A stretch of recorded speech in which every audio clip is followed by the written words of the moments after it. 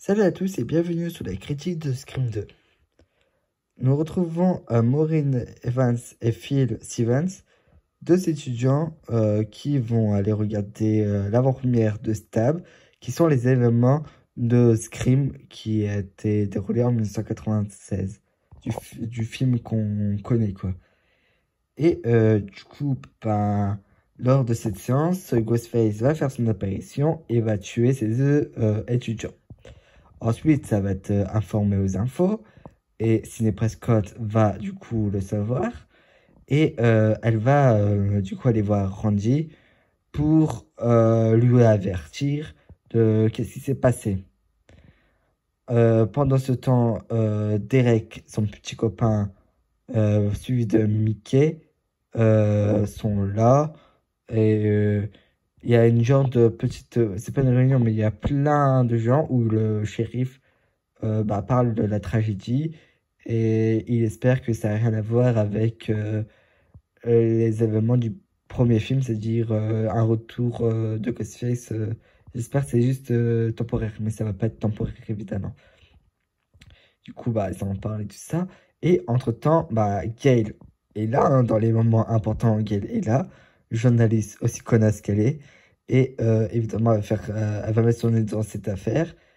Et faut savoir que Cotton Wary, qui était accusé d'avoir tué Maureen Prescott, la mère de Sidney Prescott, il a sorti de prison car on a découvert que c'était pas lui le tueur, c'était Billy Loomis et Stuart qu'on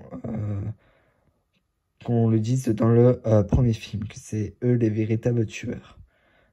Et en fait, Gail va décider d'organiser une rencontre avec Cotton et Sidney. Évidemment, ça va mettre mal à l'aise Sidney Prescott. Vous en doutez bien que la personne que vous avez accusée de meurtre alors qu'elle est innocente, l'avoir en face, vous voulez pas trop la voir, quoi. C'est pas de votre faute si elle est partie 1 an en prison, je crois, c'est ça. Que Cotton Moury, il est parti 1 an en prison. Et voilà, quoi. Ensuite, Ghostface va refaire son apparition, il va rattaquer Sidney. Sidney va réussir à survivre. Son petit copain Derek, il va rentrer dans la maison où Ghostface il est, et il va rentrer, mais on sait pas pourquoi. Il y a plein de petits éléments du premier film. Ce film, pour moi, il est mieux car déjà, on a plus de frissons que le premier. On a beaucoup plus de frissons. Il y a des scènes comme la scène de la voiture où Sidney et sa meilleure amie vont se faire accompagner par des policiers car après la police, après plusieurs attaques de Ghostface et plusieurs morts, dont celle de Randy. Randy, malheureusement, dans ce second film, va mourir. Alors que c'était le personnage qui connaissait tous ces films d'horreur, bizarrement, il se fait tuer au deuxième film. Elle va se faire, après ces nombreuses attaques de Ghostface, la police va essayer de avoir une surveillance protégée avec Sidney et à un moment donné, Ghostface va attaquer la voiture de police et la police, les policiers vont mourir et à un moment donné, il va y avoir un terrible accident, ça veut dire que Ghostface va foncer dans un truc et Ghostface va être KO. Et la seule moyen pour s'échapper, c'est qu'on peut pas s'échapper par derrière, c'est s'échapper par devant, par la fenêtre où Ghostface il est KO.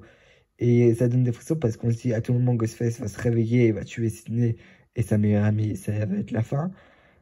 Et on a tous peur, on a tous des frissons. Et ensuite, il y a une autre scène, c'est une genre de course-poursuite entre Gail et Sidney. Qui, après que Dewey s'est fait attaquer, où t'as Gail qui est en train de se cacher pour pas que Ghostface vienne l'attaquer. Et t'as Ghostface qui est là, qui est près des pas de Gail. On se dit à tout moment, il la rattrape et tout. On a vraiment peur pour Gail. Dewey, sur ce film, on le voit très peu. Il apparaît 2-3 fois. La première fois, c'est l'événement où on apprend les deux morts de victimes et il surveille Sidney pour qu'elle aille bien, tout ça. Et il prend de ses nouvelles. Et après, on la revoit avec Gail qui se fait attaquer par Ghostface, mais sans plus. encore une fois, mais je veux dire, quoi. Il se refait attaquer. Et le final aussi, il est vraiment très bien, car on a Sidney qui va se retrouver face aux deux tueurs qui vont se montrer. Il s'agira de Mickey, qui était un ami de Sidney. Et le deuxième tueur, il s'agira d'une journaliste du nom de... elle a un nom, mais je sais plus c'est quoi. J'ai un trou de mémoire. Bon, c'est pas grave. En gros, la journaliste, c'est la mère de Billy Loomis, Madame Loomis, qui se faisait appeler par un autre prénom, qui s'est vengé de Sidney, qui veut se venger de Sidney. C'est pour ça qu'il y a pour le mode Ghostface, que Sidney a tué son fils Billy, son seul fils qu'il aime. Et à la fin, on a vraiment une fin super, où on a une fin où d'abord Madame Loomis, qui veut la gloire pour elle tout seule, va décider de tuer Mickey. Et on a une bataille entre Madame Loomis et Sidney, où évidemment Sidney va gagner et Madame Loomis va mourir. Mais elle va pas mourir. C'est pas Sidney qui va tuer Madame Loomis. C'est bien évidemment, c'est Cotton Mori qui va sauver Sidney. À la toute fin, il va arriver. Il va nous mettre le doute entre Sidney et Madame Loomis. Sidney va dire plusieurs choses et tout. Madame Loomis, ça veut dire tu peux te venger de Sidney car elle t'a mis en prison. Ça va être un bordel. Évidemment, il va sauver Sidney.